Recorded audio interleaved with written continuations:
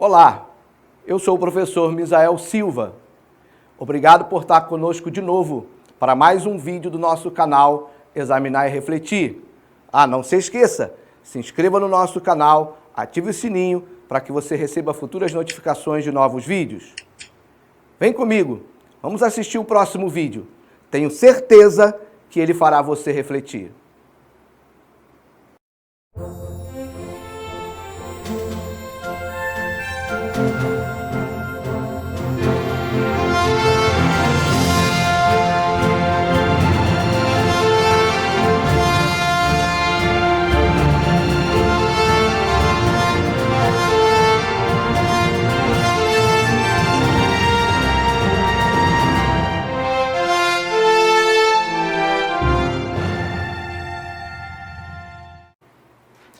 Olá, eu sou o professor Misael Silva. Seja bem-vindo ao canal Examinar e Refletir. Para nós é uma satisfação tê-lo conosco. Não se esqueça de se inscrever no nosso canal, ativar o sininho para que você possa ser notificado de novas postagens, de novos vídeos. Também deixe o seu like. Nós também estamos nas redes sociais, temos o nosso site examinarerefletir.com.br. Lá você encontrará materiais gratuitos na nossa biblioteca, na nossa videoteca. Lá você também poderá apresentar a sua dúvida a respeito de assuntos discutidos por nós aqui no canal. Será um prazer poder receber a sua dúvida e fazer a resposta e de repente produzir até um vídeo especificamente em função da sua dúvida ou de alguma sugestão temática que você possa apresentar. Nós estamos falando de uma temática que é sofisma. As lideranças evangélicas praticam sofisma. Nós elegemos 4 temas como exemplos para podermos abordar se há sofisma ou não em determinados discursos da filosofia e da prática evangélica atual. No vídeo anterior, na reflexão de número 10, nós abordamos a passagem de João, capítulo 10, versículo 10, que é a grande questão sobre a vida em abundância, né? Que é muito utilizada no discurso assistencialista socioemocional para associar a vinda de Cristo a conquistas no campo da dimensão humana. Bem, no nosso tema de hoje, nós vamos falar sobre pratica-se sofisma na abordagem de João 16:33.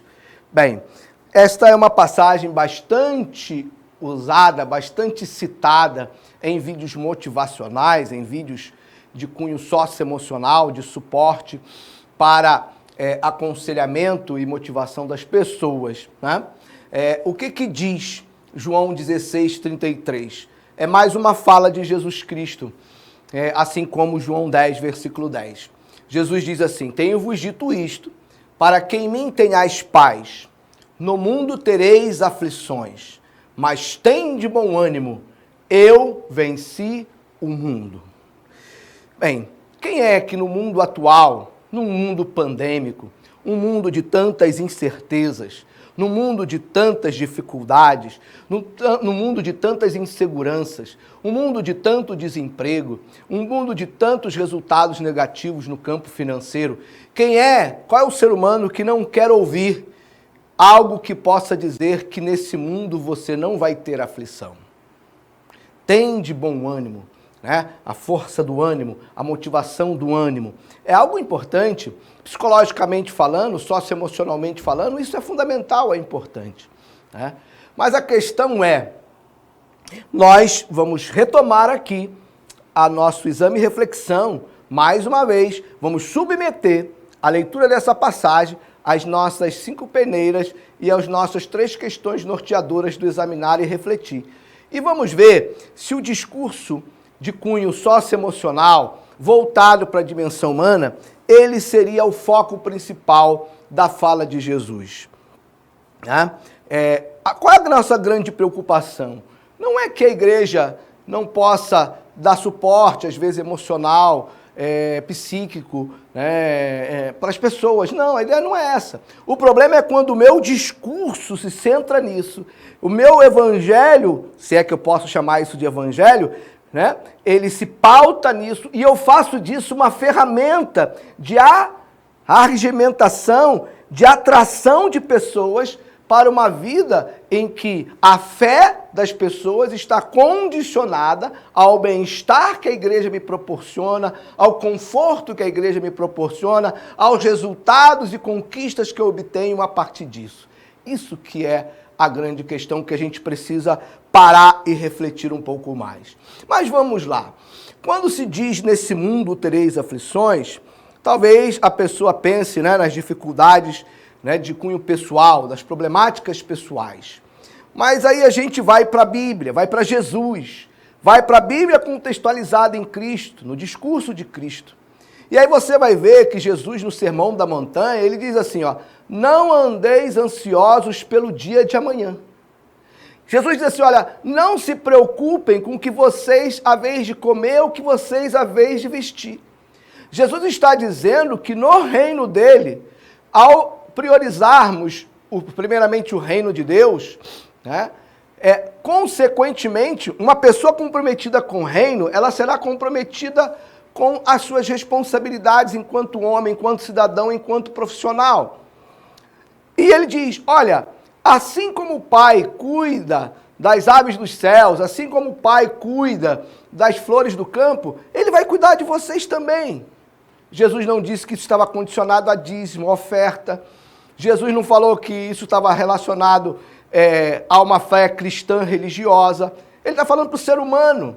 Ele está dizendo, olha, o Pai vai cuidar de vocês. O Pai cuida de passarinhos, o Pai cuida de flores. Como é que não vai cuidar de vocês, seres humanos? E repetindo o que eu já falei antes, o sol nasce para o justo e para o injusto. Deus cuida daquele que diz acreditar em Jesus e daquele que diz que não acredita. Aquele trabalhador que levanta todos os dias, cumpre com a sua obrigação, com responsabilidade, com zelo, atua dentro da sua profissão com dignidade. Deus não vai deixar de sustentá-lo, Deus não vai deixar de alimentá-lo. Então, quando Jesus disse, nesse mundo tereis aflições, me parece que se ele diz que nós não devemos ficar ansiosos pelo dia de amanhã, pelo que haver de comer e vestir, ele não está associando a aflição às nossas necessidades pessoais.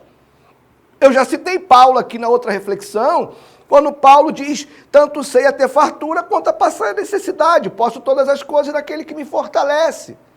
Ou seja, a questão das necessidades humanas, na vertente de Cristo, na vertente dos apóstolos, não está ligada às aflições. Se eu transformar as minhas necessidades pessoais em aflições, se eu transformar as minhas necessidades pessoais em aflições, Jesus está sendo contraditório, Paulo está sendo contraditório.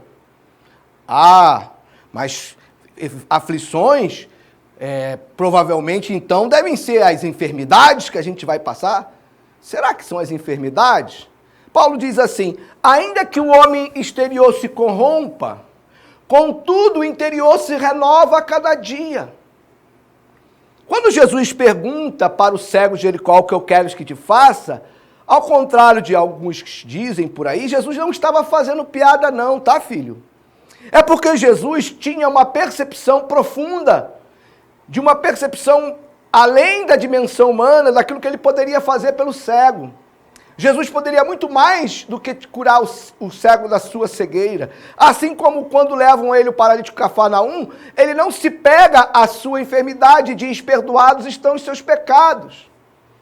Paulo vai dizer para Timóteo o seguinte, olha Timóteo, por causa das suas constantes dores de estômago, coloca um pouquinho de água no vinho e toma. Ou seja, nem os apóstolos, nem Jesus estão valorizando a questão das enfermidades da vida como as aflições. Enquanto nós estamos neste corpo natural, nós estamos sujeitos às enfermidades, às dores. Então Jesus está falando das perseguições? Jesus talvez esteja falando das injúrias que nós vamos sofrer? Não. Jesus falou assim, ao contrário da maneira como muitos pastores, muitos pregadores têm se posicionado hoje em dia, que quando mentirem, injuriarem vocês, e mentirem, caluniarem vocês, quando perseguirem vocês, alegrai-vos, porque assim foram também os profetas antes de vocês. Não mandou a gente xingar os nossos perseguidores, não mandou dar uma patologia para aqueles que contrariam o que a gente pensa. Jesus não mandou fazer isso não mandou processar. Quando mentirem contra vocês, vocês se alegrem. Vocês regozijem. É Jesus. Ou essa verdade não cabe? Ou essa palavra, ela fica à parte? É de outra Bíblia, não é da Bíblia que você usa. Jesus falou assim, olha, não é o servo maior do que o seu Senhor. Se perseguir o Senhor, também vão perseguir o servo. Paulo e Silas estavam na prisão depois de levarem muitas varadas. E à meia-noite, eles cantavam e oravam ao Senhor. Então, não são necessidades materiais, não são doenças, não são perseguições, que são aflições, senão haveria uma contradição no discurso de Cristo, nas atitudes de Cristo e dos apóstolos. Então deve ser, então é a morte. Morrer é uma coisa... Sim, a gente não está preparado para a morte, nós não fomos feitos para morrer, fomos feitos para viver eternamente, nós não lidamos com a morte bem.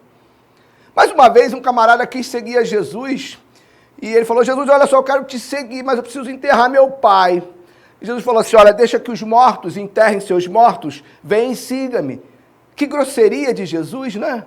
Jesus grosseiro, falta de sensibilidade de Jesus. É que, assim, o nosso olhar, as circunstâncias ao nosso redor, elas, a partir do momento da perspectiva espiritual, o nosso olhar é diferenciado. Quando disseram para Jesus sobre a situação de Lázaro, Jesus disse, Lázaro dorme. Paulo vai escrever à igreja de Tessalônica, falando para os crentes não se desesperarem, não se entristecerem como os demais, porque havia uma expectativa muito maior, uma esperança de que aqueles que morreram em Cristo também ressuscitariam primeiro, e depois que estivessem vivos seriam arrebatados e todos se encontrariam com Cristo nas nuvens. Ou seja, usar nesse mundo não tereis aflições, associar isso às circunstâncias da vida, tem coerência com Cristo? Tem coerência com os ensinamentos dos apóstolos? Bem, mas tem de bom ânimo, eu venci o mundo. Bem, vamos parar para pensar um instantinho. Alguns dizem assim, eu venci o mundo e vós vencereis. Jesus não disse isso. Bem, é preciso entender então de que aflição Jesus está falando. Sabe um versículo da Bíblia, existem alguns versículos da Bíblia que os pregadores nunca pregam neles. Nunca. Eu nunca vi ninguém pregar no versículo 20 de João 16. Sabe o que diz o versículo 20 de João 16? Vós lamentareis, vós chorareis, o mundo se alegrará e vós estareis tristes, mas a vossa alegria, a sua tristeza se converterá em alegria. Mas num determinado período, você vai estar triste e o mundo vai estar alegre. Você vai estar se lamentando, você vai estar no momento de tristeza e o mundo vai estar em alegria. Alguém já pregou sobre isso para você? Você sabia que tem esse versículo na Bíblia? É no mesmo contexto de João 16, 33. Qual é a tristeza, qual é a aflição que um cristão tem? É simples. É a nossa luta contra a nossa natureza humana, contra a nossa natureza carnal. Paulo vai dizer assim, miserável homem que sou, quem me livrará do corpo desta morte? O bem que quero, este não faço, o mal o que não quero, este faço. É uma luta entre a nossa carne e o nosso espírito, entre a nossa alma e o nosso espírito. É aquela frustração em sabermos o que é certo, nos empenharmos em fazer o que é certo e fracassarmos, e errarmos, e infringirmos, e levantamos de novo, e erramos de novo, e levantamos de novo, e erramos de novo, e dizemos, Senhor, misericórdia, olha eu aqui de novo, Senhor. E Deus diz para você, de novo não, meu filho.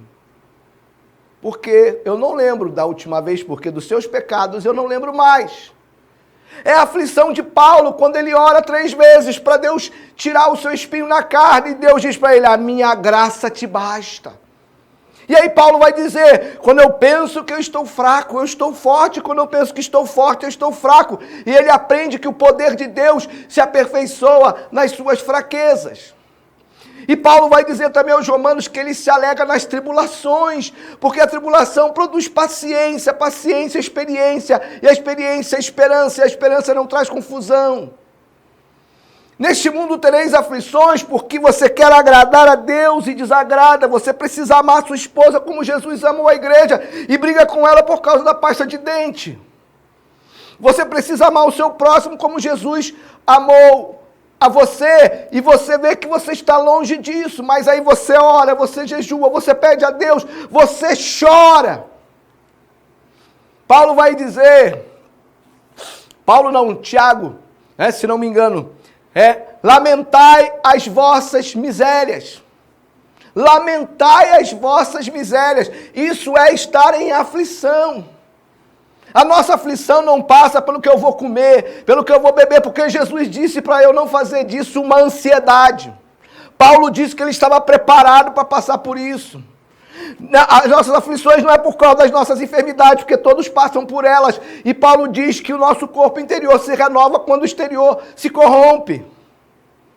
Não é pelas perseguições, porque em meio às varadas e à prisão Paulo cantava. E Jesus disse que você também seria perseguido como ele foi quando fosse perseguido, quando mentirem, injuriarem, falarem falsamente contra você, você deve se alegrar. Então as suas aflições estão no campo da sua luta, no campo espiritual. E aí você vai entender quando Jesus diz, tem de bom ânimo, eu venci o mundo. Então Jesus não diz, tem de bom ânimo, eu venci o mundo, porque você vai vencer. Guarde isso que eu estou falando. Jesus disse, eu venci o mundo, mas tem de bom ânimo, eu venci o mundo, porque você vai fracassar, não porque você vai vencer. Jesus está querendo dizer que, tendo em vista o seu condicionamento humano, tendo em vista as suas limitações, naquilo que você falhar, ele venceu por você. Ele venceu por você. Por isso que a Bíblia diz que a fé que vence o mundo, que aquilo que vence o mundo é a nossa fé. A nossa fé, que Cristo venceu por nós naquilo que nós vamos fracassar. Mas não vamos fazer uso da graça de Deus para justificar uma vida de pecado. Não é isso que eu estou falando. Uma pessoa sincera, comprometida, alguém como Paulo, vivia em aflição, em luta consigo mesmo, pela sua natureza. Se foi com Paulo, vai ser comigo também, vai ser com você. Neste mundo tereis aflições. E como é que a gente pode respaldar, fundamentar isso? Passando pelas 5 peneiras do exame da reflexão, pelas questões norteadoras sobre as ações das instituições evangélicas. Dizer que as aflições têm a ver com as nossas lutas interiores, com aquilo que Jesus diz, vigiai e orai, porque o espírito está pronto e a carne é fraca. Passa por Jesus Cristo, passa. Passa por uma Bíblia contextualizada em Cristo, passa. Dizer que as aflições desse mundo é por causa dos nossos problemas materiais, por causa da nossa enfermidade, passa por Jesus, passa pela Bíblia contextualizada em Cristo, passa pela essencialidade do Evangelho, passa pelo ensino dos apóstolos. Não, não passa. Essa interpretação não passa. Essa leitura não passa. Essa leitura não gera os frutos que a Igreja de Cristo precisa gerar.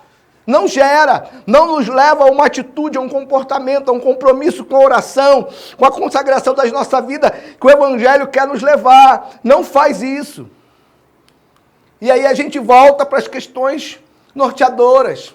Essa abordagem nos faz transcender a plenitude da dimensão espiritual? Não! Se eu vou calcar a análise do que Jesus diz de as aflições deste mundo como algo inerente à dimensão humana, eu não vou buscar a transcendência para a dimensão espiritual, eu não vou buscar a consagração para a minha vida, porque eu vou estar calcado naquilo que eu posso ver, naquilo que eu posso pegar, nas necessidades imediatas, e por coisas para as quais Jesus não precisava ter morrido na cruz. Agora, a morte de Jesus na cruz me trouxe conflitos e guerras interiores, me trouxe as aflições. Sim, a cruz de Cristo trouxe. Faz Jesus Cristo voltar, eu pensar que Jesus venceu o mundo para que eu possa vencer as circunstâncias materiais da vida, o desemprego, as enfermidades. Isso traz Jesus de volta? Não. Isso mata o diabo? Não, não mata. Esse é um discurso socioemocional, esse é um discurso assistencialista. Não é isso que nos faz buscar com profundidade a vida espiritual em Cristo Jesus. Não é isso que faz Jesus voltar e não é isso que mata o diabo. Reflexão final sobre o sofisma em João 16:33. Diante disso, uma abordagem que dá ênfase a aspectos da dimensão humana, reflete o agir do Espírito Santo ou do espírito do anticristo? Examine, reflita sobre tudo que eu acabei de falar.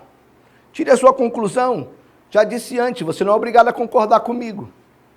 Busque dentro da fundamentação que já foi dada para esse canal, a linha de ensino, a linha pedagógica que foi apresentada, as peneiras, questões norteadoras.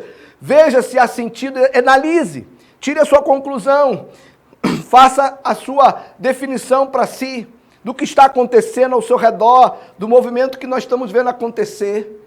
Veja se há um mover do Espírito Santo nesse sentido ou se há um mover do Espírito do Anticristo. Analise, examine, reflita. Se inscreva em nosso canal, você venha fazer parte da família do Examinar e Refletir. Ative o sininho para receber nossas notificações, deixe o seu like. Nós estamos também nas redes sociais, estamos lá no nosso site, examinarerefletir.com.br. Lá você vai conhecer um pouquinho mais do professor Misael. Lá você tem nosso material à sua disposição para que você possa fazer download, para que você possa baixar gratuitamente. Aqui nada será cobrado. Nós não queremos fazer sustentação financeira com o canal ou com os projetos. Eu tenho a minha vida profissional, tenho meu modo de sustento com o meu trabalho. Sou partidário de Paulo no sentido de que trabalho para não ser pesado a ninguém. Essa é uma passagem da Bíblia que poucos pastores repetem no púlpito, porque é uma passagem que confronta com o discurso que está aí. Muito obrigado, esteja sempre conosco e Deus abençoe você e sua família. Um abraço a todos.